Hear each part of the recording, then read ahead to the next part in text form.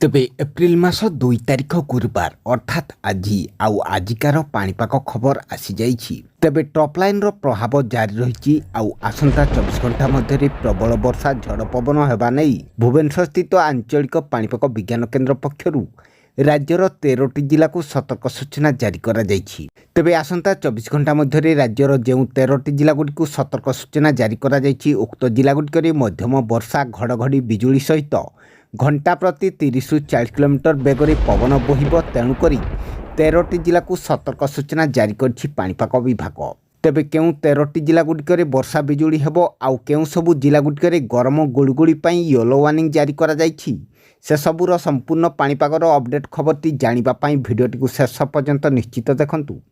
ଆଉ ଯଦି ତା ପୂର୍ବରୁ ଆମ OGN ଓଡ଼ିଆ ଚ୍ୟାନେଲଟିକୁ ନୂଆ କରି ଆସିଥିଲେ ଏବେ ହିଁ ସବସ୍କ୍ରାଇବ୍ କରିଦିଅନ୍ତୁ ଆଉ ପାଖରେ ଥିବା ବେଲ୍ ଆଇକନ୍ଟିକୁ ଦବାଇ ଦିଅନ୍ତୁ ଆଗକୁ ମଧ୍ୟ ଏହିପରି ପାଣିପାଗ ସମ୍ବନ୍ଧୀୟ ସମସ୍ତ ପ୍ରକାର ଟେକ୍ନିକ୍ ଅପଡେଟ୍ ଖବରଗୁଡ଼ିକ ସର୍ବପ୍ରଥମେ ଜାଣିବା ପାଇଁ।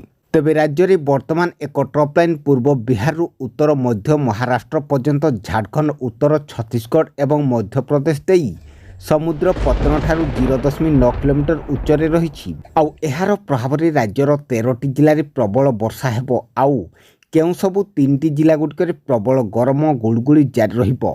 ତେବେ ଆସନ୍ତୁ ପ୍ରଥମେ ଜାଣିନେବା କେଉଁ 13ଟି ଜିଲ୍ଲାଗୁଡ଼ିକରେ ଆଜି ପ୍ରବଳ ଝଡ଼ ବର୍ଷା ହେବ। ତେବେ ସେସବୁ ଜିଲ୍ଲାଗୁଡ଼ିକ ମଧ୍ୟରୁ ପୁରୀ, ଜଗତସିଂହପୁର, ଗଞ୍ଜାମ, ଗଜପତି, କନ୍ଧମାଳ, ରାୟଗଡ଼ା, କଳାହାଣ୍ଡି, କୋରାପୁଟ, ମାଲକାନଗିରି, ନବରଙ୍ଗପୁର, ନୂଆପଡ଼ା, କେନ୍ଦୁଝର, ମୟୂରଭଞ୍ଜ ରହିଥିବା ବେଳେ ଆଜି 17ଟି ଜିଲ୍ଲାରେ ପାଗ ଶୁଖିଲା ରହିବ।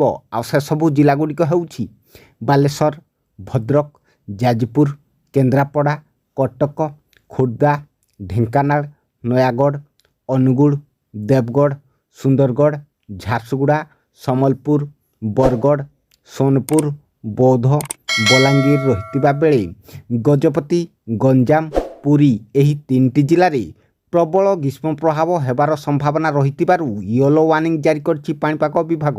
ତେଣୁକରି ସତର୍କ ସୂଚନା ଜାରି କଲା ପାଣିପାଗ ବିଭାଗ। ତେବେ ଆପଣମାନେ କେଉଁ ଜିଲ୍ଲାରୁ ଭିଡ଼ିଓ ଦେଖୁଛନ୍ତି କମେଣ୍ଟ କରନ୍ତୁ ଆଉ ଆପଣଙ୍କର ସାଙ୍ଗସାଥୀମାନଙ୍କୁ ଭିଡ଼ିଓଟି ସେୟାର କରନ୍ତୁ ଯାହାଫଳରେ ସେମାନେ ମଧ୍ୟ ପାଣିପାଗର ସଠିକ୍ ଅପଡେଟ୍ ଖବର ଜାଣିପାରିବେ।